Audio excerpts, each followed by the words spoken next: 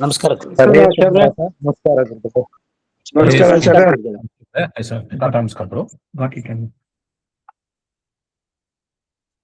ನಮಸ್ಕಾರ ಆಚಾರ್ಯ. ಇನ್ನು ಕೇಳ್ತಾ ಇಲ್ವಲ್ಲ? ಶುರು ಆಗಿಲ್ಲ.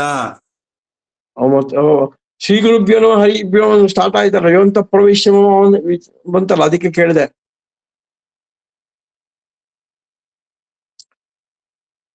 ಹ್ಮ್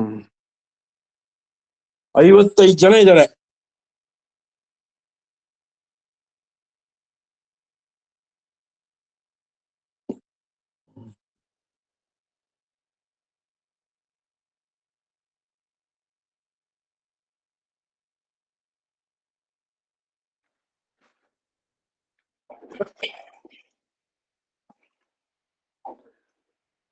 ಸುಮತಿಭಿರನುಮೇಜಂ ಶುಭ್ರಕಾಜಂ ಸಖಾಜಂ ಸುಖಮಜಮನಪಾಜಂ ಮುಕ್ತ್ಯುಪಾಜಂ ವಿಮಾಜಂ ದ್ರಹಜಮಹಮಮೇಜಂ ಧೇಜಮಾಮ್ನಾಜಗೇಜಂ ಸದಜಮಸದಜೇಜಂ ಶ್ರೀಸಹಾಜಂ ಭಜೇಜಂ ತಪಸ್ವಾಧ್ಯಾಯ ಶುಶ್ರೂಷಾ ಕೃಷ್ಣ ಪೂಜಾರತಂ ಮುನಿಂ ವಿಶ್ವೇಶಮಿಷ್ಟದಂ ವಂದೇ ಪರಿಮ್ರಾಟ್ ಚಕ್ರವರ್ತಿನಂ.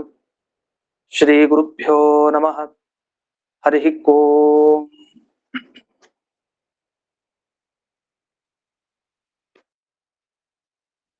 ದಿವಸ ನಾವು ಕೊನೆಗೆ ಮಂಗಳ ಶ್ಲೋಕವನ್ನು ನೋಡ್ತಾ ಇದ್ವಿ. ಅದನ್ನ ಮುಂದುವರಿಸ್ತೀನಿ. ಒಂದು 5 ಶ್ಲೋಕಗಳನ್ನು ನೋಡಾಗಿದೆ. ಮುಂದಿನ ಶ್ಲೋಕಗಳನ್ನು ಈಗ ಹೇಳ್ಕೊಡ್ತೀನಿ, ಅದನ್ನ ಹೇಳ್ಕೊಳ್ಳಿ. ಮ್ಯೂಟಲ್ಲೇ ಇದ್ದು ಹೇಳ್ಕೊಳ್ಳಿ. 5ನೇ ಶ್ಲೋಕ ಆಯ್ತು, ರಘುಪ್ರವೀರಾಖ್ಯ ಗುರು. ಆ ಶ್ಲೋಕ ಆಗಿದೆ. ಮುಂದಿನ ಶ್ಲೋಕ ಶ್ರೀಮತ್ ಬೃಂದಾವನಾಖ್ಯಾನ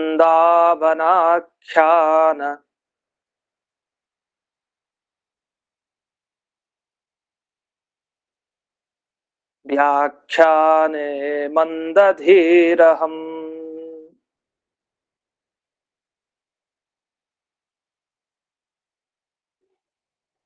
ಯದ್ಯಪ್ಯನಧಿಕಾರ್ಯಸ್ಮಿನ್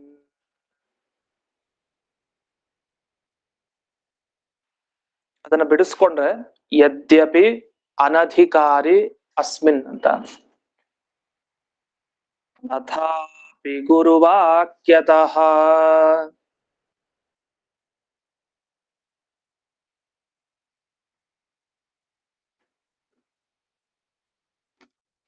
ಮಯಾ ಯದಲ್ಪಂ ವಿಜ್ಞಾತಂ ತತ್ಸ್ಮೃತ್ಯರ್ಥಂ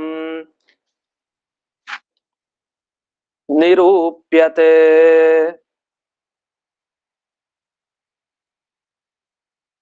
ಸಂತಃ ಸಂತು ಕೃಪಾವಂತೋ ಗುರುರಾಜ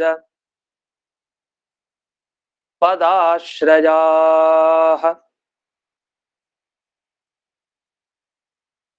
ಇಲ್ಲಿವರೆಗೆ ಪ್ರತಿನಿತ್ಯ ಹೇಳಬೇಕಾದ ಮಂಗಳ ಶ್ಲೋಕಗಳಾಯ್ತು. ಇನ್ನು ಮುಂದೆ ಒಂದು ಗದ್ಯ ಇದೆ. ಈ ಗದ್ಯವನ್ನ ಹೇಳ್ಕೊಂಡು ಆಮೇಲೆ ಹಯಗ್ರೀವಂ ಚಿದಾನಂದಂ ಅಂತ ಏನಿದೆಯಲ್ಲ, ಆ ಶ್ಲೋಕದ ಒಂದು ಪೀಠಿಕಾ ಭಾಗ, 1-2 ಲೈನ್ ಇದೆ. ಅದನ್ನ ಹೇಳ್ಕೊಂಡು ಆ ಶ್ಲೋಕ ಹೇಳ್ಕೊಂಡು ನಂತರ ನಾವು ಯಾವುದೇ ಸ್ವಾತೃನಾಮನಾಖ್ಯಾನ ಭಾಗದ ಪಾರಾಯಣನೋ ಅಥವಾ ಅಧ್ಯಯನನೋ ಇದನ್ನೆಲ್ಲ ಮಾಡೋದು. ಅದನ್ನ ಇನ್ನು ಮುಗ್ದಿಲ್ಲ, ಅದನ್ನ ಹೇಳಲಿಕ್ಕೆ ಹೋಗ್ತಾ ಇಲ್ಲ. ಈಗ ಗದ್ಯ ಭಾಗ ಒಂದಿದೆ, ಅದನ್ನ ಗಮನಿಸ್ತಾ ಹೋಗಿ. ಮುಂದೆ ಕೊಟ್ಟಿರ್ತಾರೆ. ಅಕಸ್ಮಾತ್ ಏನಾದ್ರು ಸಿಗದೆ ಇದ್ರೆ ಇದನ್ನ ಅವಶ್ಯವಾಗಿ ರೆಕಾರ್ಡ್ ಆಗಿರತ್ತೆ ಅಂದ್ರೆ ಕೇಳ್ಕೊಳ್ಳಿ ಮತ್ತೆ ನಿಧಾನಕ್ಕೆ. ಅದನ್ನ ಕಳಿಸು ಇದಾರೆ, ಆಗ್ಲೇ ಗ್ರೂಪ್ ನಲ್ಲಿ ಇದೆ. ಏನಾದ್ರು ಸಿಗ್ಲಿಲ್ಲ ಅಂದ್ರೆ ನಿಧಾನಕ್ಕೆ ಅದನ್ನ ನೋಡ್ಕೊಳ್ಳಿ. ಈಗ ಸದ್ಯಕ್ಕಂತೂ ಏನ್ ಹೇಳ್ತೀನೋ ಅದನ್ನ ಕೇಳ್ಕೊಂಡು ಹಾಗೆ ಹೇಳಿ. ಈಗ ಗದ್ಯ ವಾಕ್ಯ ಇದೆಲ್ಲ ಶ್ರೀಮುಷ್ಣಾಚಾರ್ಯರ ವ್ಯಾಖ್ಯಾನದಲ್ಲಿ ಇರುವಂತಹ ಲೈನ್ಗಳು. ಮೊದಲನೇದು ಭಗವಾನ್ ಅಂತ ಶುರುವಾಗುತ್ತೆ. ಭಗವಾನ್ ಅವ್ಯವಹಿತ ಭಾವಿಕಲ್ಪ ಸಮೀರೋ ಲಾತವ್ಯಾಚಾರ್ಯ ಸುರವರ್ಯೈಃ ಸಂಪ್ರಾರ್ಥಿತಃ ಶ್ರೀನಾರಾಯಣೇನ ಆಜ್ಞಪ್ತಃ ಸನ್ ಭೂಮೌ ಅವತೀರ್ಯ ವಾದಿರಾಜನಾಮ ಯತಿಕುಲತಿಲಕೋ ಭೂತ್ವಾ ದುರ್ವಾದಿನೋ ವಿಜಿತ್ಯ ಯುಕ್ತಿಮಲ್ಲಿಕಾದೀನ್ ಗ್ರಂಥಾನ್ ವಿರಚಯ್ಯ ಸಜ್ಜನಾನಾಂ ಸಮ್ಯಕ್ ಜ್ಞಾನಂ ಉತ್ಪಾದ್ಯ ಅತ್ಯಕ್ತದೇಹಃ ಸನ್ ವೃಂದಾವನಸ್ಥೋ ಭೂತ್ವಾ ಭಕ್ತಾನಾಂ ಇಷ್ಟ ಅನಿಷ್ಟ ಪ್ರಾಪ್ತಿ ಪರಿಹಾರ ಸಾಧನ ಅತ್ಯರ್ಥ ಪ್ರಸಾದ ಜನಕ ಅಪರೋಕ್ಷ ಜ್ಞಾನ ಜನಕ ಪರೋಕ್ಷ ನಿಶ್ಚಯ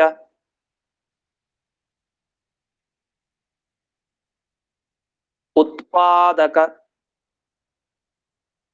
ಉಪನಿಷದಾದಿ ಪ್ರತಿಪಾದ್ಯ ರುಜುಭಾವಂ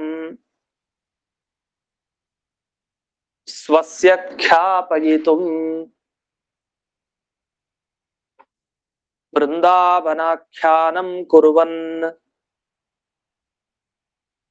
ಕಸ್ಯಚಿತ್ ತದಾನೀಂ ಅಕುಶಲ ದೇಶೀಯ ಬ್ರಾಹ್ಮಣ ಸ್ವಪ್ನೆ ವಿಶ್ವಾಸಯೋಗ್ಯಾನಾಂ ವಿಶ್ವಾಸಂ ಉತ್ಪಾದಯಿತುಂ ಉಪದಿದೇಶ. ಇಷ್ಟು ಉದ್ದ ವಾಕ್ಯ ಏನ್ ಹೇಳ್ತಾ ಇದೆ ಅಂತ ಈಗ ತಕ್ಷಣ ವಿವರಣೆ ಮಾಡ್ತೇನೆ. ಅದರ ಮುಂಚೆ ಇನ್ನೊಂದು ಹಯಗ್ರೀವಂ ಚಿದಾನಂದ ವಿಗ್ರಹಂ ಶ್ಲೋಕ ನೆನ್ನೆ ದಿವಸ ಹೇಳ್ಕೊಟ್ಟಾಯ್ತು, ಅದರ ಪೀಠಿಕೆಯಾಗಿ ಈ ಭಾಗನು ಹೇಳ್ಬೇಕು. ಇದು ನಿಮ್ಗೆ ಸೋದೆ ಮಠದಿಂದ ಪ್ರಿಂಟ್ ಆಗಿದೆ ಪುಸ್ತಕ, ಅಂದ್ರೆ ಬರೀ ಮೂಲ ಏನಿದೆ PDF ನಲ್ಲೂ ಇರುತ್ತೆ ಅದು. ಈ ಪುಸ್ತಕದಲ್ಲಿ ಮೊದಲಿಗೆ ಇದನ್ನ ಕೊಟ್ಟಿದ್ದಾರೆ, ಅದನ್ನ ನೋಡ್ಬಹುದು. ಈ ಹಯಗ್ರೀವಂ ಚಿದಾನಂದ ವಿಗ್ರಹಂ ಮುಂಚೆನೆ ಸಿಗುವಂತ ಭಾಗ. ಇನ್ನು 2 ಲೈನ್ ಇದೆ ಅದರಲ್ಲಿ. ವಿಲೀನ ಪ್ರಕೃತಿತಯ ಅಂತರಾಯ ವಿಧುರೋಪಿ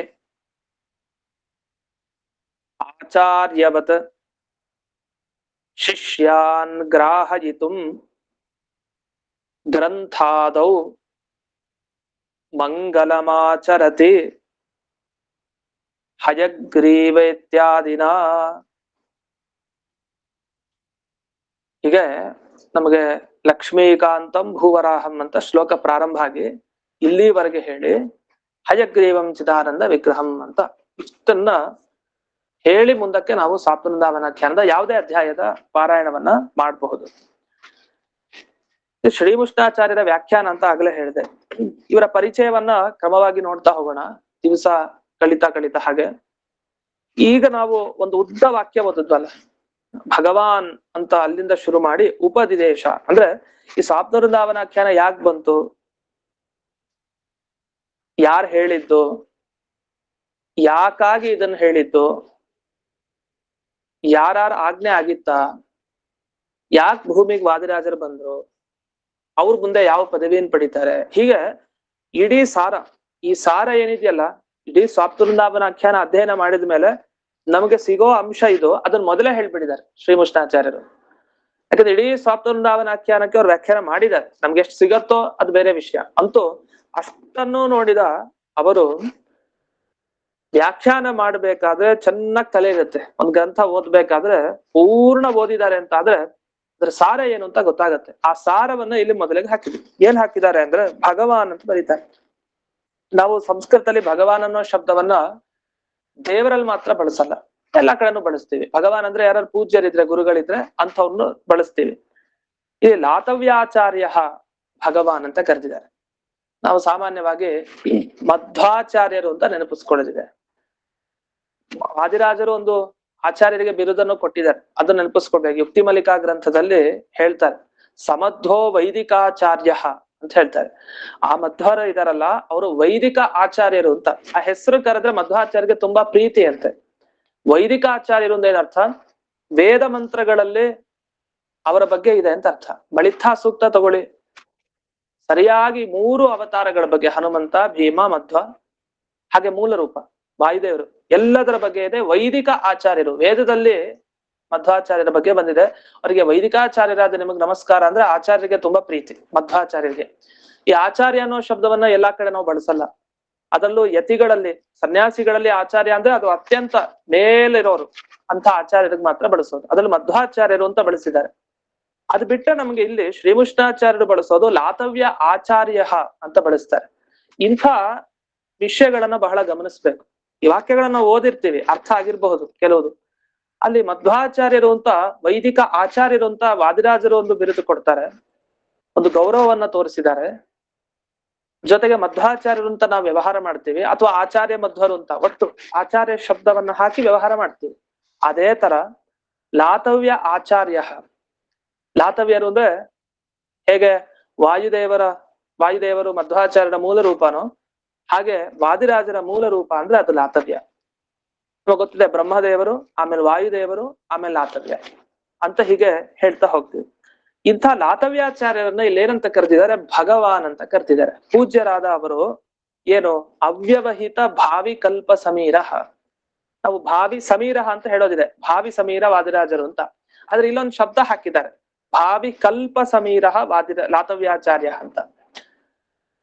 ಮುಂದಿನ ಕಲ್ಪದಲ್ಲೇ, ಅದೇನು ಮುಂದೆ ಎಷ್ಟೋ ಕಲ್ಪ ಆದ್ಮೇಲಲ್ಲ, ಅವ್ಯವಹಿತ ಈ ಮುಂದಿನ ಕಲ್ಪದಲ್ಲೇ ವಾಯು ಪದವಿಗೆ ಬರುವಂತಹ ಲಾತವ್ಯಾಚಾರ್ಯರು ಅಂತ. ಇಷ್ಟು ಲಾತವ್ಯಾಚಾರ್ಯರ ಪರಿಚಯ ಮಾಡ್ಕೊಟ್ರು. ಇದು ತುಂಬಾ ವಿವರಣೆ ಮಾಡ್ಲಿಕ್ಕಿದೆ, ಅದು ಸರಳವಾಗಿ ಏನಿದೆ ಅದನ್ನ ನೋಡ್ತಾ ಹೋಗೋಣ. ಇದು ಮುಂದೆ ಲಾತವ್ಯಾಚಾರ್ಯರಿಗೆ ಅನ್ನಿಸ್ತಂತೆ ಏನೋ ಭೂಮಿಯಲ್ಲಿ ನಾನು ಅವತಾರ ಮಾಡ್ಬೇಕು ಅಂತ. ಯಾಕೆ ಅನ್ನಿಸ್ತು? ಯಾಕೆ ಅವ್ರು ಅವತಾರ ಮಾಡಿದ್ರು ಅಂದ್ರೆ, ಈ ದುಷ್ಟಶಾಸ್ತ್ರಗಳ ಹಾವಳಿ ಜಾಸ್ತಿ ಆಗ್ಬಿಡ್ತು, ನಾಸ್ತಿಕತನ ಜಾಸ್ತಿ ಆಯ್ತು ಲೋಕದಲ್ಲಿ. ಅದು ಕಾಲ ಕಾಲಕ್ಕೆ ಬರ್ತಾ ಇರ್ಬೇಕು. ಯಾರೊಬ್ರು ದೊಡ್ಡ ಮಹಾನುಭಾವರು ಅವ್ರು ಬರ್ದೇ ಇದ್ರೆ ನಾಸ್ತಿಕರ ಹಾವಳಿ ಜಾಸ್ತಿ ಆಗ್ಬಿಡುತ್ತೆ. ವೈದಿಕರಿಗೆ, ಸಾತ್ವಿಕ ಜನರಿಗೆ ಬಹಳ ಕಷ್ಟ ಆಗ್ಬಿಡುತ್ತೆ. ಅವ್ರನ್ನೆಲ್ಲ ನಿರಾಕರಣೆ ಮಾಡಿ ಅವ್ರು ಹೇಳಿದ್ ಸರಿ ಇಲ್ಲ, ನಿಜವಾದ ತತ್ವ ಏನು ಅಂತ ಒಳ್ಳೆಯವ್ರಿಗೆ ತಿಳಿಸ್ಬೇಕಲ್ಲ. ಅದಕ್ಕೋಸ್ಕರ ಒಬ್ಬರ ಅವತಾರ ಬೇಕು. ಸುರವರ್ಯಹಿ, ದೇವತೆಗಳಲ್ಲಿ ಯಾರ್ಯಾರು ಶ್ರೇಷ್ಠರು ಅಂದ್ರೆ ರುದ್ರದೇವರಿಂದ ಹಿಡಿದು ಎಲ್ರು, ಅವರೆಲ್ಲ ಹೋಗಿ ಪ್ರಾರ್ಥನೆ ಮಾಡ್ಕೊಂಡಿದ್ದಾರೆ. ಯಾರ ಹತ್ರ? ನಾರಾಯಣನ ಹತ್ರ ಪ್ರಾರ್ಥನೆ ಮಾಡಿದ್ದಾರೆ. ಪ್ರಾರ್ಥನೆ ಮಾಡಿದಾಗ ಆಜ್ಞೆ ಮಾಡಿದ ನಾರಾಯಣ. ಯಾರನ್ನ ಆಜ್ಞೆ ಮಾಡಿದ್ದು? ಬ್ರಹ್ಮದೇವರಿಗೆ ಅವತಾರ ಇಲ್ಲ ಭೂಮಿಯಲ್ಲಿ, ವಾಯುದೇವರ ಕಾರ್ಯ ಆಗಿದೆ, ಇನ್ನ ಅದೇ ಸಮಾನವಾಗಿರುವಂತಹ ಶ್ರೇಷ್ಠ ವ್ಯಕ್ತಿಗೆ ನಾನು ಆಜ್ಞೆ ಮಾಡ್ಬೇಕು ಅಂತ ಮಾಡಿದ್ರು. ಯಾರಿಗೆ ಮಾಡಿದ್ರು? ಹಾಗಾದ್ರೆ ವಾಯು ದೇವರಿಗೆ ಸಮಾನವಾಗಿ ಇರುವಂತಹ ಲಾತವ್ಯಾಚಾರ್ಯರಿಗೆ ಆಜ್ಞೆ ಮಾಡಿದ್ರು. ಏನಂತ? ನೀವು ಭೂಮಿಗೆ ಹೋಗಿ ವಾದಿರಾಜನ ಹೆಸರಿನಲ್ಲಿ ಯತಿಕುಲ ತಿಲಕರಾಗಿ ನೀವು ಅವತಾರ ಮಾಡಿ ಅಂತೆಲ್ಲ ಆಜ್ಞೆ ಮಾಡಿದ್ರು. ಆಜ್ಞೆ ಮಾಡಿದಾಗ ಆ ಆಜ್ಞೆ ಪ್ರಕಾರ ಏನ್ ಮಾಡಿದ್ರು ವಾದಿರಾಜರು? ಯತಿಕುಲ ತಿಲಕೋ ಭೂತ್ವ, ಯತಿಕುಲ ತಿಲಕ, ಯತಿಕುಲ ಚಕ್ರವರ್ತಿ ಅಂತ ಹೇಳ್ತೀವಲ್ಲ, ಅದು ವಾದಿರಾಜರಿಗೆ ಮೊದಲನೇದಾಗಿ ಸದ್ದಿತ್ತು. ಅಂತ ಯತಿಕುಲ ತಿಲಕರು ಯಾರು? ವಾದಿರಾಜರು. ಅದೇ ಲಾತವ್ಯಾಚಾರ್ಯ ವಾದಿರಾಜರಾಗಿ ಭೂಮಿಯಲ್ಲಿ ಬಂದು ಅವತರಿಸಿ ದುರ್ವಾದಿನೋ ವಿಜಿತ್ಯ, ದುರ್ವಾದಿಗಳು ಯಾರ್ಯಾರಿದ್ದಾರೆ ಅಂದ್ರೆ ಹರಿಸರ್ವೋತ್ತಮತ್ವಕ್ಕೆ ವಿರೋಧಿ ಆಗ್ಬಹುದು, ವಾಯುಜೀವೋತ್ತಮತ್ವಕ್ಕೆ ವಿರೋಧಿ ಆಗ್ಬಹುದು, ಹೀಗೆ ಅನೇಕ ಬದ್ಧ ಸಿದ್ಧಾಂತಕ್ಕೆ ವಿರುದ್ಧವಾಗಿ ಏನೇನ್ ವಿಷಯಗಳಿದೆ, ಸಜ್ಜನರು ಅವಶ್ಯವಾಗಿ ಒಪ್ಪಬಾರದು ಅಂಥ ವಿಷಯಗಳೇನಿದೆ, ಅಂಥ ವಿಷಯಗಳನ್ನ ಅವರನ್ನ ಗೆದ್ರು. ವಾಕ್ಯಾರ್ಥದ ಮುಖಾಂತರ ಹೋಗಿ ಹೋಗಿ ಅಲ್ಲಲ್ಲಿ ಚರ್ಚೆ ಮಾಡಿ ವಾದಿರಾಜರು ಗೆಲ್ತಾ ಬಂದ್ರು. ಅಷ್ಟೇ ಅಲ್ಲ, ಗೆದ್ದಾದ್ಮೇಲೆ ಅನ್ನಿಸ್ತು ಈಗೇನೋ ಇದ್ದಾಗ ಗೆದ್ದಾಯ್ತು, ಮುಂದೆನೂ ಕೂಡ ಇವ್ರು ಮಾತಾಡ್ಬಾರ್ದು. ಅದಕ್ಕೆ ಅನೇಕ ಗ್ರಂಥಗಳನ್ನ ರಚನೆ ಮಾಡ್ತಾ ಬಂದ್ರು. ಅದರಲ್ಲಿ ಮೊಟ್ಟ ಮೂರ್ಧನ್ಯ ಗ್ರಂಥ ವಾದಿರಾಜರು ಅಂತಂದ್ರೆ ನೆನಪಿಸ್ಕೊಳ್ಬೇಕಾದ ಗ್ರಂಥ ಯಾವುದು? ಯುಕ್ತಿ ಮಲ್ಲಿಕಾ ಗ್ರಂಥ. ಯುಕ್ತಿ ಮಲ್ಲಿಕಾ ಮೊದಲಾದ ಎಲ್ಲ ಗ್ರಂಥಗಳನ್ನ ರಚನೆ ಮಾಡಿದ್ರು, ಸಜ್ಜನರಿಗೆ ಒಳ್ಳೆಯ ಜ್ಞಾನವನ್ನ ತಂದುಕೊಟ್ರು. ಇಷ್ಟೆಲ್ಲ ಆದ್ಮೇಲೆ ಏನಾಯ್ತು? ಅತ್ಯಕ್ತ ದೇಹ ಸನ್ ವೃಂದಾವನ ಸ್ತೋಭೂತ. ಇದೆಲ್ಲ ಬಹಳ ಇಂಪಾರ್ಟೆಂಟ್ ಈ ಪದಗಳೆಲ್ಲ. ದೇಹ ತ್ಯಾಗ ಮಾಡ್ಲಿಲ್ಲ, ವೃಂದಾವನ ಪ್ರವೇಶ ಮಾಡಿದ್ದಾರೆ. ನಾವು ರಾಯರನ್ನ ನೆನಪಿಸ್ಕೊಳ್ತೀವಿ, ಏನು ಸಜೀವ ವೃಂದಾವನ ಪ್ರವೇಶ ಅಂತ. ಆ ಶಬ್ದಕ್ಕೆ ತುಂಬಾ ಅರ್ಥ ಇದೆ, ಅದು ಬೇಡ ಈಗ. ಅಂತೂ ಇಲ್ಲಿ ವೃಂದಾವನ ಪ್ರವೇಶ ಮಾಡಿದ್ದಾರೆ, ಆದ್ರೆ ಅತ್ಯಕ್ತ ದೇಹ ತ್ಯಾಗ ಮಾಡಿಲ್ಲ. ಆ ರೀತಿ ಅವರು ಅಲ್ಲಿ ವೃಂದಾವನದಲ್ಲಿದ್ದಾರೆ. ಇದ್ದು ಏನ್ ಮಾಡ್ತಾ ಇದ್ದಾರೆ? ಭಕ್ತರಿಗೆ ಇಷ್ಟ ಪ್ರಾಪ್ತಿ ಆಗ್ಬೇಕು, ಅನಿಷ್ಟ ನಿವೃತ್ತಿ ಆಗ್ಬೇಕು. ಏನ್ ಇಷ್ಟನೋ ಅದು ಸಿಗ್ಬೇಕು ಸಾತ್ವಿಕರಿಗೆ, ಅವರ ಭಕ್ತರಿಗೆ. ಏನ್ ಅನಿಷ್ಟ ಹೋಗ್ಬೇಕೋ ಅದು ಹೋಗಿಸ್ತಾ ಇದ್ದಾರೆ. ಆದ್ರೆ ಇದು ಹೋಗ್ಬೇಕು ಅಂದ್ರೆ ಏನ್ ಮಾಡ್ಬೇಕು?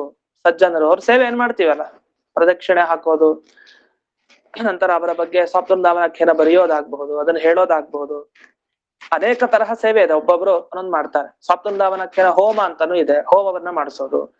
ಇಲ್ಲಿ ಅನೇಕ ಮಂತ್ರಗಳು ಬರುತ್ತೆ, ವಾದಿರಾಜರ ಅಪೂರ್ವವಾದ ಮಂತ್ರ ಬರುತ್ತೆ. ಆ ಮಂತ್ರವನ್ನೇ ಜಾಸ್ತಿ ಅನುಷ್ಠಾನ ಮಾಡಿ ಜಪವನ್ನ ಮಾಡೋದಾಗಬಹುದು. ಇದೆಲ್ಲ ಮಾಡಿದಾಗ ಏನಾಗುತ್ತೆ? ನಮಗ್ ಬೇಕಾದಿಷ್ಟ ಸಿಗತ್ತೆ, ಅನಿಷ್ಟ ಹೋಗತ್ತೆ. ಆದ್ರೆ ನಿಜವಾಗ ಒಂದು ತಿಳ್ಕೊಳ್ಬೇಕಂತ, ಇದು ತಿಳ್ಕೊಳ್ದೇನೆ ನಮ್ಮ ಇಷ್ಟ ಮತ್ತೆ ಅನಿಷ್ಟ ಒಂದು ಹೋಗ್ಬೇಕು, ಒಂದು ಸಿಗಬೇಕು. ಇದು ಸರಿಯಾಗಿ ಆಗ್ಬೇಕು ಅಂದ್ರೆ ಒಂದನ್ನ ತಿಳ್ಕೊಳ್ಳೇಬೇಕು ಅವಶ್ಯವಾಗಿ. ಅದು ಯಾವುದು ಅಂದ್ರೆ ಕೊನೆಗೆ ಹೇಳ್ತಾರೆ ರುಜುಭಾವಂ ಅಂತ ಹೇಳ್ತಾರೆ.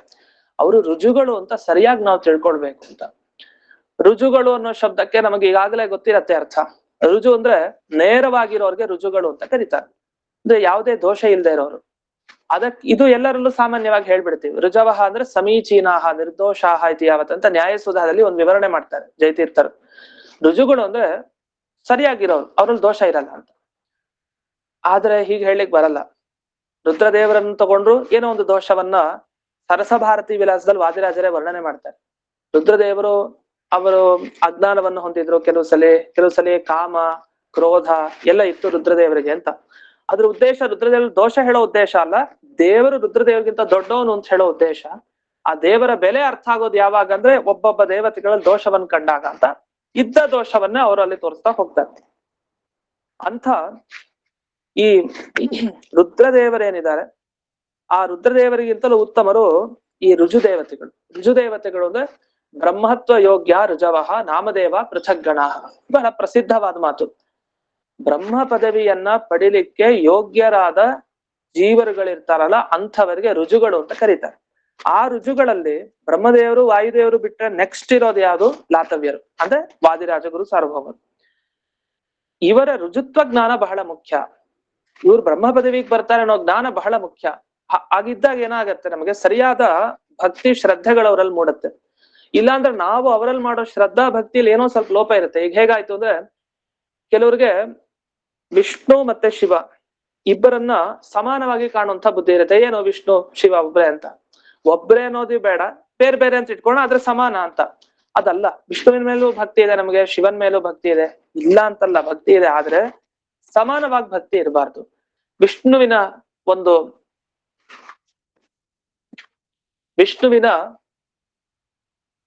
ಗುಣಗಳೇ ಬೇರೆ, ರುದ್ರದೇವರ ಗುಣಗಳೇ ಬೇರೆ. ಕೆಲವು ಲೋಪದೋಷಗಳಲ್ಲಿ ಕಾಣ್ತೀವಿ. ಮೋಹಿನಿ ಅವತಾರ ಆಯ್ತು, ವಿಷ್ಣುವಿನ ಅವತಾರ. ಆಗ ರುದ್ರದೇವರು ಮೋಹಿಸಿ ಹೋದ್ರು. ಕೊನೆಗೆ ರುದ್ರದೇವರೇ ಶರಣಾಗತರಾಗ ಅಯ್ಯೋ ಸ್ವಾಮಿ ತಪ್ಪಾಗೋಯ್ತು ಅಂತ ಹೇಳಿ ತಾವು ನಮಸ್ಕಾರ ಮಾಡಿದ್ದಿದೆ. ಹೀಗೆ ಅನೇಕ ಘಟನೆಗಳು ಇದೆ. ಇದೆಲ್ಲ ನೋಡಿದಾಗ ನಮ್ಗೆ ಏನ್ ಗೊತ್ತಾಯ್ತು? ಶಿವನಲ್ಲಿ ಭಕ್ತಿ ಮಾಡ್ಬೇಕು ನಿಜ, ಆದ್ರೆ ಶಿವನಿಗಿಂತ ವಿಷ್ಣು ಸರ್ವೋತ್ತಮ, ಎಲ್ಲ ಅವನಿಗಿಂತಲೂ ಉತ್ತಮ ಅಂತ ತಿಳಿಬೇಕು. ಹಾಗೆ ವಾಯುದೇವರನ್ನ ತಿಳ್ಕೊಳ್ತೀವಿ, ವಾದಿರಾಜರನ್ನು ತಿಳ್ಕೊಳ್ತೀವಿ, ಆದ್ರೆ ಅವರು ಸಮಾಧರು ಅಂತ ತಿಳಿಯಲ್ಲ. ಹೊರತು ವಾದಿರಾಜರು ಅವರು ಯತಿಗಳು, ಶ್ರೇಷ್ಠರು, ಮಧ್ವಾಚಾರ್ಯರ ಮೇಲೆ ದೊಡ್ಡ ಸಾಧನೆ ಮಾಡಿದವರು, ಅನೇಕ ಗ್ರಂಥವನ್ನು ಬರೆದವರು. ಅದು ಉಪಯುಕ್ತ ಅಲ್ಲ. ಶ್ರೀಮುಷ್ಣಾಚಾರ್ಯ ಬರೀತಾರೆ ರುಜುಭಾವಂ. ಅವರು ರುಜುಗಳು, ಅವರು ಬ್ರಹ್ಮ ಪದವಿಗೆ ಬರೋರು, ವಾಯುದೇವರಿಗೆ ಸಮಾನ. ಇದನ್ನೆಲ್ಲ ತಿಳ್ಕೊಳ್ಬೇಕು. ಯಾಕೆಂದ್ರೆ ಇದನ್ನ ತಿಳ್ಕೊಂಡೇನೆ ಇಷ್ಟ ಅನಿಷ್ಟ ಪ್ರಾಪ್ತಿ ಪರಿಹಾರ ಅಂತ ಬರೀತಾರೆ. ಅದ್ ಹೇಗ್ ಸಾಧ್ಯ? ಅವರನ್ನ ನಾವು ವಾಯು ಪದವಿಗೆ ಬರೋರು, ಬ್ರಹ್ಮ ಪದವಿಗೆ ಬರೋರು ಇಷ್ಟು ತಿಳ್ಕೊಂಡ್ರೆ ಸಾಕ? ಹಾಗಾದ್ರೆ ಇಷ್ಟನ್ನು ತಿಳ್ಕೊಂಡಿದ್ರೆ ನಮ್ಗೆ ಇದೆಲ್ಲ ಆಗತ್ತಾ ಅಂದ್ರೆ ಹೌದು ಆಗತ್ತೆ. ಯಾಕೆ ಅಂದ್ರೆ ಲಿಂಕ್ ಇದೆ. ಆ ಲಿಂಕ್ ಏನು ಅನ್ನೋದನ್ನ ಇಲ್ಲಿ ಒಂದು ಉದ್ದ ವಾಕ್ಯದಲ್ಲಿ ವಿವರಿಸಿದ್ದಾರೆ. ಏನು? ಇಷ್ಟ ಅನಿಷ್ಟ ಪ್ರಾಪ್ತಿ ಪರಿಹಾರ. ನಮ್ಮ ಇಷ್ಟ ಸಿಗಬೇಕು, ಅನಿಷ್ಟ ಹೋಗ್ಬೇಕು ಅಂದ್ರೆ ಏನಾಗ್ಬೇಕು? ಅದಕ್ಕೆ ಸಾಧನ ಅತ್ಯರ್ಥ ಪ್ರಸಾದ ಅಂತ ಹೇಳ್ತಾರೆ. ಅಂದ್ರೆ ನಾವು ಏನೇ ಒಂದು ಪಡಿಬೇಕು ಅಂದ್ರೂ ಒಂದು ಗುರುಗಳಿಗೆ ಇಚ್ಛೆ ಬರ್ಬೇಕು, ಇವನನ್ನ ನಾನು ಉದ್ಧಾರ ಮಾಡ್ತೇನೆ ಹಿಂದಿನ ದಿವಸ, ಅಥವಾ ದೇವರಿಗೆ ಇವನನ್ನು ಉದ್ಧಾರ ಮಾಡ್ತೇನೆ ಅಂತ ಅವನಿಗೆ ಇಚ್ಛೆ ಬರ್ಬೇಕು. ಅದನ್ನ ಪ್ರಸಾದ ಅಂತ ಕರೀತಾರೆ. ಪ್ರಸಾದ ಅಂದ್ರೆ ತೀರ್ಥ ಪ್ರಸಾದ, ಅದು ಬೇರೆ ಪ್ರಸಾದ. ಇಲ್ಲಿ ಪ್ರಸಾದ ಅಂದ್ರೆ ಇಚ್ಛಾ ವಿಶೇಷ, ಇಚ್ಛೆಗೆ ಪ್ರಸಾದ ಅಂತ ಕರೀತಾರೆ. ಅದು ಯಾವ ತರ ಇಚ್ಛೆ? ಇವನಿಗೆ ಇವತ್ ಮೋಕ್ಷ ಕೊಟ್ಬಿಡ್ತೀನಿ, ಇವನನ್ನ ಇವತ್ತು ಉದ್ಧಾರ ಮಾಡೇ ಬಿಡ್ತೀನಿ ಅಂತ, ಅದು ಒಂದೊಂದ್ ತರ ಇಚ್ಛೆ, ಒಂದೊಂದ್ ರೀತಿ ದೇವತೆಗಳಿಗೆ ಬರುತ್ತೆ, ಗುರುಗಳಿಗೆ ಬರುತ್ತೆ. ಹಾಗಾದ್ರೆ ವಾದಿರಾಜರ ಶ್ರೇಷ್ಠವಾದ ಪ್ರಸಾದ ನಮಗ್ ದೊರಿಬೇಕು ಅಂದ್ರೆ ಅವ್ರಿಗೆ ಅನ್ನಿಸ್ಬೇಕು ಇವನನ್ನ ನಾವು ಉದ್ಧಾರ ಮಾಡ್ತೀನಿ ಅಂತ. ಅವರೇ ಹೇಳಿದ್ರು ಹಿಂದಿನ ನೆನೆ ದಿವಸ ನಾವು ನೋಡಿದ್ವಿ, ಸಾತ್ವೃಂದಾವನಾಖ್ಯಾನದಲ್ಲಿ ಮಾತು ಬರುತ್ತೆ, ಮಮ ಜೀವೋತ್ತಮತ, ನನ್ನ ಜೀವೋತ್ತಮತ್ವ ತಿಳಿದುಕೊಂಡು ನೀವು ಗುರುಗಳ ಅಂತರ್ಯಾಮಿಯಾಗಿ ಸಮರ್ಪಣೆ ಮಾಡಿ ನಿಮ್ಮ ಕರ್ಮಗಳನ್ನ ಅಂತ ಅಲ್ಲಿ ವರ್ಣನೆ ಮಾಡ್ತಾ ಬಂದ್ರು. ಅವರೇ ಹೇಳಿದ್ದಾರೆ, ಅದನ್ನೇ ಸಾರವಾಗಿ ಇಲ್ಲಿ ಹೇಳ್ತಾ ಇದ್ದಾರೆ. ಸರಿ, ಗುರುಗಳನ್ನು ನಾವು ಪ್ರಸನ್ನೀಕರಿಸ್ಕೊಳ್ಬೇಕು, ಅವರ ಪ್ರಸಾದ ನಮಗ್ ಬೇಕು, ಅವ್ರಿಗೆ ಅನ್ನಿಸ್ಬೇಕು. ಏನ್ ಮಾಡ್ಬೇಕು ನಾವು? ಮೊದಲು ನಿಮ್ ಗುರುಗಳು ಕಾಣ್ಬೇಕಲ್ಲ, ಅಂದ್ರೆ ಅವರ ಅಪರೋಕ್ಷ ಜ್ಞಾನ ಆಗ್ಬೇಕು. ಹಾಗೆ ಸಿಕ್ಬಿಡ್ತಾರ ಗುರುಗಳು? ವಾದಿರಾಜ ದಿಢೀರ್ ಅಂತ ನಮಗ್ ಪ್ರತ್ಯಕ್ಷ ಆಗ್ಬಿಡ್ತಾರ? ಆಗಲ್ಲ. ಅದಕ್ಕೇನ್ ಮಾಡ್ಬೇಕು? ಅವರ ಅಪರೋಕ್ಷ ಜ್ಞಾನ ಅವರು ನಮ್ ಕಣ್ಮುಂದೆ ಬಂದು ಕೂತ್ಕೊಳ್ಬೇಕು. ಅದಕ್ಕೋಸ್ಕರ ಏನ್ ಮಾಡ್ಬೇಕು? ಆ ಅಪರೋಕ್ಷ ಜ್ಞಾನ ತಂದು ಕೊಡೋ ತರ ಶಾಸ್ತ್ರಗಳಿರುತ್ತೆ, ಆ ಶಾಸ್ತ್ರ ಚೆನ್ನಾಗಿ ಓದ್ಬೇಕು ಅಂತ ಅರ್ಥ. ಪರೋಕ್ಷ ಜ್ಞಾನ ಬರ್ಬೇಕು. ನಾವೇನು ಈಗ ಮಾಡ್ತಾ ಇದೀವಲ್ಲ, ಇದೆಲ್ಲ ಪರೋಕ್ಷ ಜ್ಞಾನಕ್ಕೆ ಸಂಬಂಧಪಡೋದು. ಅಂದ್ರೆ ಸಾತ್ವೃಂದಾವನಾಖ್ಯಾನ ಕೇಳ್ತೀವಿ, ಅದ ಅರ್ಥ ಏನು ಅಂತ ತಿಳ್ಕೊಳ್ತೀವಿ, ಅಥವಾ ಅವರ ರುಕ್ಮಿಣಿ ಶೈಜಿಯ, ಯುಕ್ತಿ ಮಲ್ಲಿಕ, ಪ್ರತಿಯೊಂದು ಗ್ರಂಥಗಳು, ಲಕ್ಷ್ಮೀ ಶೋಭಾನೆ, ಏನೇನು ಅವರ ಗ್ರಂಥಗಳಿದೆ ಅದನ್ನೆಲ್ಲ ಕೇಳಿ ಕೇಳಿ ಕೇಳಿ ವಾದಿರಾಜರ ಬಗ್ಗೆ ಒಂದು ದಿವ್ಯವಾದ ಭಕ್ತಿ ಬರುತ್ತೆ ಸಹಜವಾಗಿ. ಅದು ಬಂದು ಏನಾಗುತ್ತೆ, ಅವರು ಒಂದ್ ದಿವಸ ಕಂಡು ಬಿಡ್ತಾರೆ. ಆದ್ರೆ ಕಣ್ಣಕ್ ಕಾಣಬೇಕು ಅಂದ್ರೆ ಸಾತ್ವೃಂದಾವನಾಖ್ಯಾನ ಓದ್ಲೇಬೇಕು. ಆ ರೀತಿ ವಿಶೇಷತೆ ಇದೆ. ಆ ನಿಜವಾದ ಅನುಗ್ರಹ ದೊರಿಬೇಕು ಅಂದ್ರೆ ಇದನ್ ಮಾಡ್ಬೇಕು. ಯಾಕಂದ್ರೆ ಇಲ್ಲಿ ಮಾತುಗಳು ಹಾಗೆ ಬರ್ತಾ ಇದೆ. ಸರಿ, ಅವರ ಜ್ಞಾನ ಬರೋದು ಹೇಗ್ ನಮಗೆ? ಯಾವ್ದು ತಿಳಿಸ್ಕೊಡ್ತಾ ಇದೆ ನಮ್ಗೆ ಅವ್ರ ಬಗ್ಗೆ ಅಂದಾಗ, ಉಪನಿಷದಾದಿ ಪ್ರತಿಪಾದ್ಯ ರುಜುಭಾವಂ ಅಂತ ಹೇಳ್ತಾರೆ. ಅವರ ಬಗ್ಗೆ ನಮಗೆ ತಿಳಿಸ್ತಾ ಇರೋದು ಯಾವ್ದು ಅಂದ್ರೆ, ಉಪನಿಷತ್ತು ಮುಂತಾದ ಶಾಸ್ತ್ರಗಳಲ್ಲಿ ಅವರ ಬಗ್ಗೆ ನಮಗೆ ತಿಳಿದಿದೆ. ಒಂದು ಉಪನಿಷತ್ತ ಎಲ್ಲಿ ಸಿಗತ್ತೆ ನಮಗೆ ಆ ಮಾತು? ಅಥವಾ ವೇದ ಮಂತ್ರಗಳಲ್ಲಿ ಇದೆಯಾ? ಖಂಡಿತ ಇದೆ. ವೇದ ಮಂತ್ರಗಳಿಗೆ ಸೊಗಸಾಗಿ ವ್ಯಾಖ್ಯಾನವನ್ನ ಮಾಡಿದ್ದಾರೆ. ಆತ್ಮಗುರು ಆನತೀರ್ಥಾಚಾರ್ಯ ಅಂತ ನನ್ನ ಹೆಸರನ್ನ ಹೇಳ್ದೆ, ಬಹಳ ದೊಡ್ಡ ವಿದ್ವಾಂಸರು. ಅವರು ಅನೇಕ ವೇದ ಮಂತ್ರಗಳಿಗೆ ವಾದಿರಾಜರ ಪರವಾಗಿ ಅರ್ಥ ಬರೆದಿದ್ದಾರೆ. ಏನಿದು ಯಾರ ಪರವಾಗಿ ಆದ್ರೂ ಬರಿಬಹುದು ಅಂತ ಯೋಚಿಸಬಾರ್ದು. ಸರಿಯಾಗಿ ಪ್ರಮಾಣಗಳ ಸಂಗತವಾಗಿ ವ್ಯಾಖ್ಯಾನ ಮಾಡಿದ್ದಾರೆ. ಅದು ನಾವು ತಿಳ್ಕೊಳ್ಲಿಕ್ಕೆ ಪ್ರಯತ್ನ ಪಡ್ಬೇಕು. ನಾವು ತಿಳ್ಕೊಳ್ಳದೇನೆ ಮಾತಾಡ್ತಾ ಇದೀವಿ. ಸರಿಯಾಗಿ ಆ ವೇದ ಮಂತ್ರಗಳಿಗೆ ಯಾವ ರೀತಿ ವಾದಿರಾಜರ ಪರವಾಗಿ ಅರ್ಥ ಇದೆ, ಮಧ್ವಾಚಾರ್ಯರ ಪರವಾಗಿಯೂ ಅರ್ಥ ಇದೆ. ಯಾರು ಪ್ರತಿವಾದಿಗಳು ಬಂದು ಅದ್ ಹೇಗ್ರಿ ನಿಮ್ ಮಧ್ವಾಚಾರ್ಯನ ವೇದ ಮಂತ್ರ ಹೇಳಲಿಕ್ಕೆ ಸಾಧ್ಯ ಅಂದ್ರೆ, ಅವಾಗ ನಾವೇನ್ ಉತ್ತರ ಹೇಳ್ತೀವಿ? ಇಲ್ಲ, ಮಧ್ವಾಚಾರ್ಯರು ವೈದಿಕಾಚಾರ್ಯರು ವಾದಿರಾಜರೇ ತೋರಿಸ್ಕೊಟ್ಟಿದ್ದಾರೆ ನಮಗೆ. ಅನೇಕ ವೇದ ಮಂತ್ರಗಳಲ್ಲಿ ಮಧ್ವಾಚಾರ್ಯರ ಬಗ್ಗೆ ವರ್ಣನೆ ಇದೆ.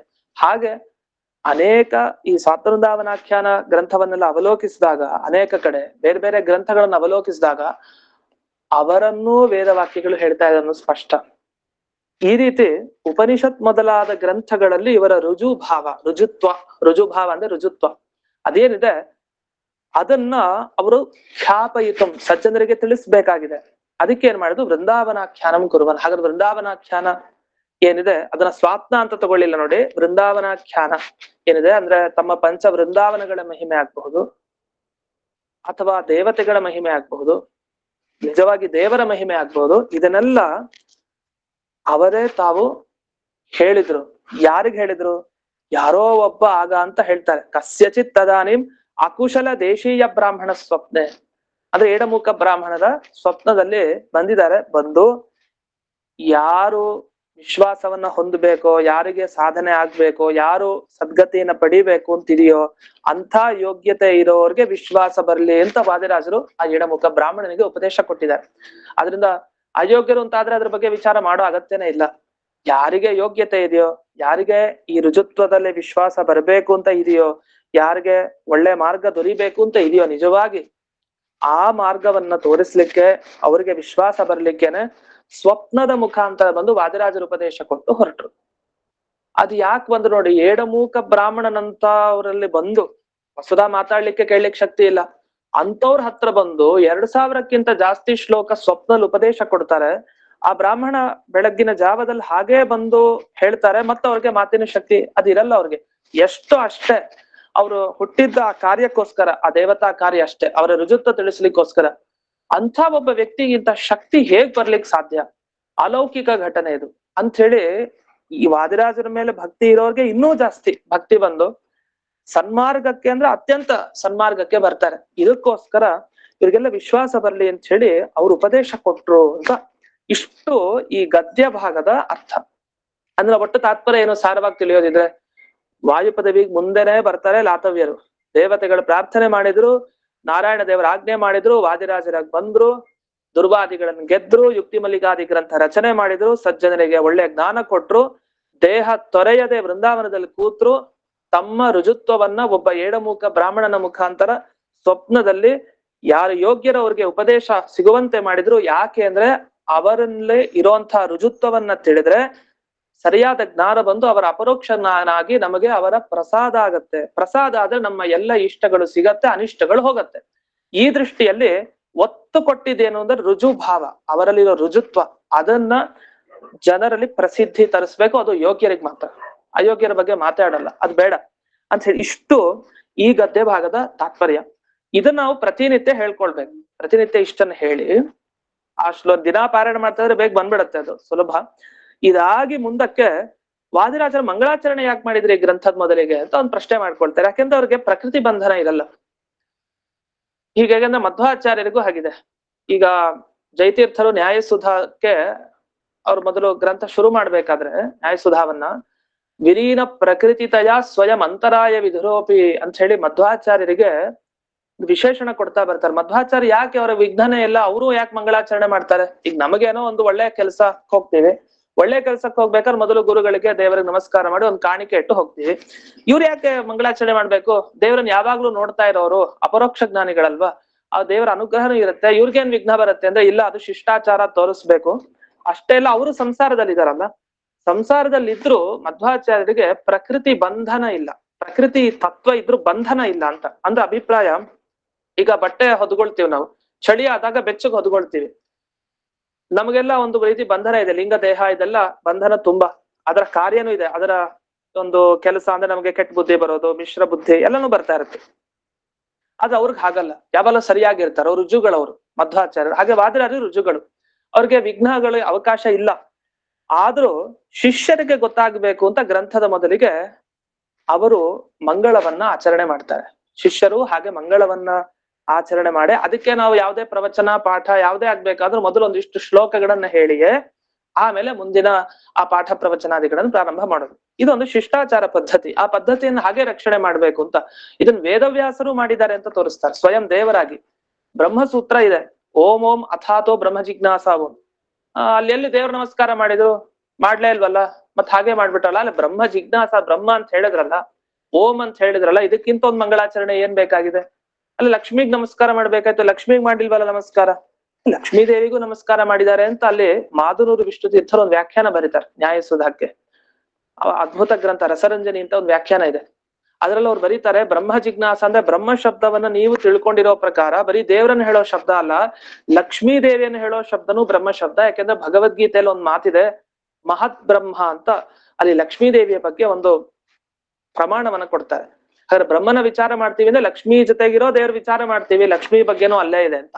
ಲಕ್ಷ್ಮೀ ನಮಸ್ಕಾರನು ಮಾಡಿದಾಗ ಆಯ್ತು ಅಂತ ಮಾಧುನೂರು ವಿಷ್ಣು ತೀರ್ಥರು ಒಂದು ಉಪಪಾದನೆ ಮಾಡ್ತಾರೆ ಮೊದಲನೇ ಬ್ರಹ್ಮಸೂತ್ರದಲ್ಲಿ. ಈ ತರ ನಾವು ನೋಡೋ ಗ್ರಂಥ ಅದು ಮೇಲ್ನೋಟಕ್ಕೆ ನೋಡಿದ್ರೆ ಅದು ಹಾಗೆ ಇರುತ್ತೆ, ಏನೇನೋ ಇದೆ ಅಂತ ಅನಿಸ್ಬೋದು. ಸ್ವಲ್ಪ ವಿಚಾರ ಮಾಡ್ಬೇಕು ಸರಿಯಾಗಿ. ಬ್ರಹ್ಮಸೂತ್ರನೂ ಅರ್ಥ ಆಗಲ್ಲ, ಮಣಿಮಂಜರಿನೂ ಅರ್ಥ ಆಗಲ್ಲ. ಅಂದ್ರೆ ಸರಿಯಾಗಿ ವಿಚಾರ ಮಾಡಿದಾಗ ಮಾತ್ರ ಒಂದು ಗ್ರಂಥದ ಬಗ್ಗೆ ಸರಿಯಾದ ಜ್ಞಾನ ಬರ್ಲಿಕ್ಕೆ ಸಾಧ್ಯ. ಈ ನಿಟ್ಟಿನಲ್ಲಿ ಈ ಭಾಗದಲ್ಲಿ ಇದುವರೆಗೆ ನಾವು ಯಾಕೆ ಈ ಗ್ರಂಥ ಬಂದಿದ್ದು, ದೇವರ ಆಜ್ಞೆ ಆಗಿತ್ತು, ಅದಕ್ಕೆ ಅವ್ರು ಅವತಾರ ಮಾಡಿದ್ದು ಇತ್ಯಾದಿ ವಿಷಯಗಳನ್ನು ನಾವು ತಿಳ್ಕೊಂಡ್ವಿ. ನನ್ನ ಮೂಲ ಉದ್ದೇಶ ಏನಿತ್ತು ಅಂದ್ರೆ, ಇವತ್ತು ಈ ರಘುಪ್ರವೀರ ತೀರ್ಥರಿದಾರಲ್ಲ, ಅವರ ಒಂದು ಗ್ರಂಥ ಈ ಸಾತ್ವೃಂದಾವನಾಖ್ಯಾನ ಪ್ರಾಮಾಣ್ಯ ಬೋಧಿನಿ ಅಂತ ಒಂದು ಗ್ರಂಥ ಇದೆ, ಬಹಳ ಚೆನ್ನಾಗಿದೆ. ಅದರಲ್ಲಿ ಬರುವಂತಹ ವಿಷಯ ಇದೆಯಲ್ಲ, ಅದ್ಭುತ ವಿಷಯ.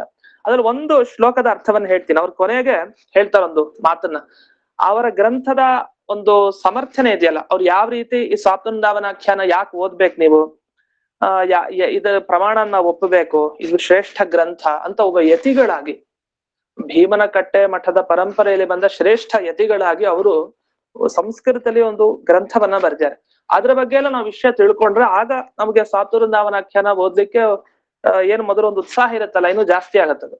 ಇಲ್ಲಾಂದ್ರೆ ಇರೋ ಶ್ರದ್ಧೆ ಏನಿದೆ ಅದನ್ನ ಓದ್ತೀವಿ ಇಲ್ಲ ಅಂತಲ್ಲ, ಆದ್ರೆ ಓದ್ಲೇಬೇಕು ಇದನ್ನ ಬಿಡೋ ಹಾಗಿಲ್ಲ. ಇದರಿಂದಲೇ ನಮಗೆ ಮುಖ್ಯವಾದ ವಾದಿರಾಜರ ಅನುಗ್ರಹ ಆಗತ್ತೆ ಅನ್ನೋದು ಅರ್ಥ ಆಗೋದಾಗ್ಲಿ. ಇಷ್ಟೆಲ್ಲ ಯತಿಗಳು ಹಾಗೆ ಬರ್ದಿದ್ದಾರೆ, ಒಂದೊಂದು ಪ್ರಶ್ನೆಗಳಿಗೂ ಉತ್ತರ ಕೊಟ್ಕೊಂಡು ಹೋಗಿದ್ದಾರೆ. ಇನ್ನೂ ಅನೇಕ ವಿಚಾರಗಳು, ಅದು ಎಷ್ಟ್ ಹೇಳಿದ್ರು ಸಾಲಲ್ಲ. ಅದಕ್ಕೆ ನಾನು ಆಗ್ಲೇ ನೆನೆ ದಿವಸ ಪ್ರಸ್ತಾವನೆ ಮಾಡ್ಬೇಕಾದ್ರೆ ಅದನ್ನೇ ಹೇಳಿದೆ, ಒಂದು 3-4 ದಿವಸ ಉಪೋದ್ಘಾತದಲ್ಲೇ ಕಾಲ ಕಳಿತೀವಿ, ಆದ್ರೆ ಗ್ರಂಥವನ್ನು ಪ್ರವೇಶ ಮಾಡಿರ್ತೀವಿ ಸ್ವಲ್ಪ ಸ್ವಲ್ಪ. ಆಮೇಲೆ ಒಂದ್ಸಲಿ ಸ್ವಾತೃಂದಾವನಾಖ್ಯಾನ ಸರಿಯಾಗಿ ಶ್ಲೋಕ ಪ್ರವೇಶ ಮಾಡಿದ ಅರ್ಥದಲ್ಲಿ ಅದು ಇನ್ನೊಂದು ಭಾಗನೇ, ಅದು ಇನ್ನೊಂದು ಬಹಳ ವಿಚಾರ ಆಗ್ತಾ ಹೋಗ್ಬಿಡತ್ತೆ ಅದರಲ್ಲೇ. ಅದಕ್ಕೆ ಪೂರಕವಾಗಿ ಏನೇನ್ ಬೇಕು ಮುಖ್ಯವಾದ ವಿಷಯ, ಒಂದು 4 ದಿವಸಗಳಾದ್ರೂ ಅದ್ರ ಬಗ್ಗೆ ವಿಶೇಷವಾಗಿ ತಿಳ್ಕೊಳ್ಬೇಕು ಪೂರ್ಣವಾಗಿ. ಅದಲ್ಲಿ ಅವ್ರೊಂದು ಹೇಳ್ತಾರೆ, ನಾನ್ ಯಾಕೆ ಇದನ್ ಬರ್ದೆ ಸ್ವಾಪ್ನ ವೃಂದಾವನಾಖ್ಯಾನ ಪ್ರಾಮಾಣ್ಯ ಬೋಧಿನಿ. ನೀವ್ ಯಾವ್ದೇ ಒಂದ್ ಗ್ರಂಥ ಮುಂದಿಡಿ, ಜನ ಓದಲ್ಲ. ಬ್ರಹ್ಮಸೂತ್ರ ಇಟ್ರು ಓದಲ್ಲ ವೇದವ್ಯಾಸರದ್. ಯಾಕೆ? ಇದೇನಿದು ಅಂತ. ಪ್ರಮಾಣ, ಏನ್ ಪ್ರಮಾಣ? ಇದು ನಮಗ್ ಸಿಗತ್ತಾ? ಒಳ್ಳೇದಾಗತ್ತಾ? ತಗೊಳ್ತಾರೆ. ಇದನ್ನ ತಗೊಳಲ್ಲ. ಮತ್ ಇನ್ನೊಂದು ಪ್ರಮಾಣ ಆಗ್ಬೇಕು, ಅದು ಹೇಳಿದ್ ಸರಿ ಇರ್ಬೇಕು ವಿಷಯ. ಇಲ್ಲಾಂದ್ರೆ ಸುಮ್ನೆ ಅಷ್ಟೊಂದು ಕಷ್ಟಪಟ್ಟು ಅದ್ರಲ್ಲಿ ಹೇಳಿರೋದೆಲ್ಲ ನಾವ್ ಅನುಷ್ಠಾನ ಮಾಡಿ ಫಲ ಸಿಗದೆ ಇದ್ರೆ ನಮಗೇನು ಅಂತ.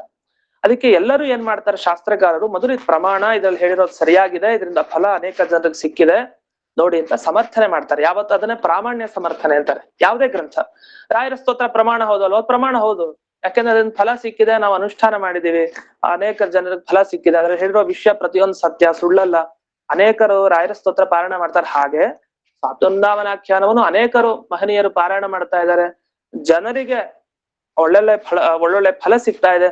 ಎಷ್ಟೊಂದ ದಿವಸ ಬಂತು, ಅಪಮೃತ್ಯು, ಅಕಾಲ ಮೃತ್ಯು ಹೋಗಬೇಕು ಅಂತಾದ್ರೆ ಮೊದಲನೇ ಈ ಅಧ್ಯಾಯದ ಸ್ವಾತೃಂದಾವನಾಖ್ಯಾನದ ಪಂಚವೃಂದಾವನ ಮಹಿಮೆ ಏನ್ ಬರುತ್ತೆ ಅದನ್ನ ಪಾರಾಯಣ ಮಾಡಿದ್ರೆ ಸಾಕು. 3 ಕಾಲ ಸರಿಯಾಗಿ ಮಡಿಯಲ್ಲಿ ಮಾಡಿದ್ರೆ ಖಂಡಿತ ಪರಿಹಾರ ಆಗತ್ತೆ, ಅಕಾಲ ಮೃತ್ಯು ಪರಿಹಾರ ಆಗತ್ತೆ ಅಂತ ಹೇಳಿದ್ದಾರೆ. ಇಷ್ಟು ಒಂದು ನಿಶ್ಚಯದಿಂದ ಹೇಳಿದ್ದಾರೆ.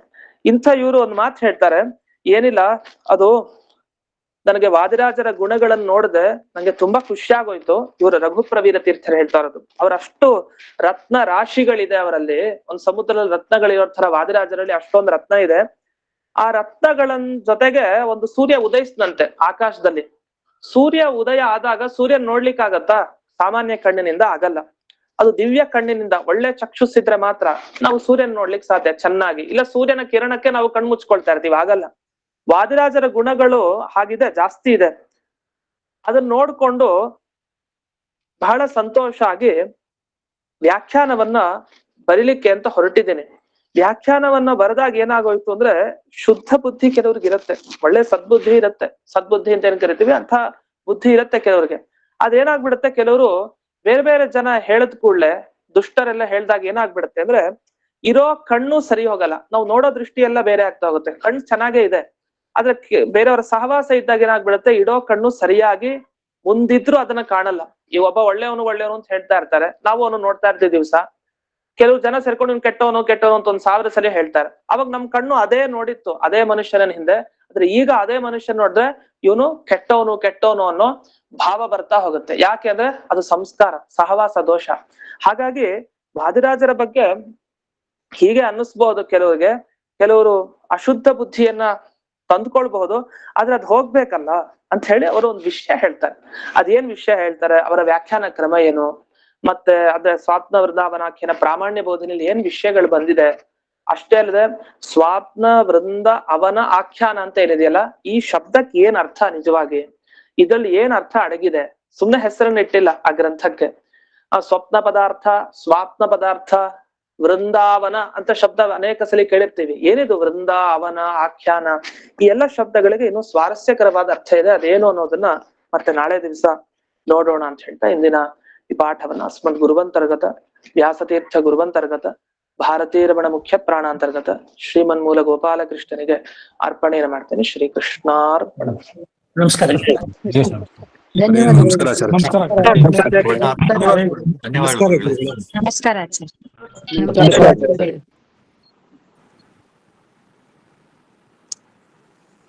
ನಮಸ್ಕಾರ ಆಚಾರ್ಯ, ಧನ್ಯವಾದಗಳು. ನಮಸ್ಕಾರ ಗುರುಗಳೇ. ನಮಸ್ಕಾರ ಗುರುಗಳೇ.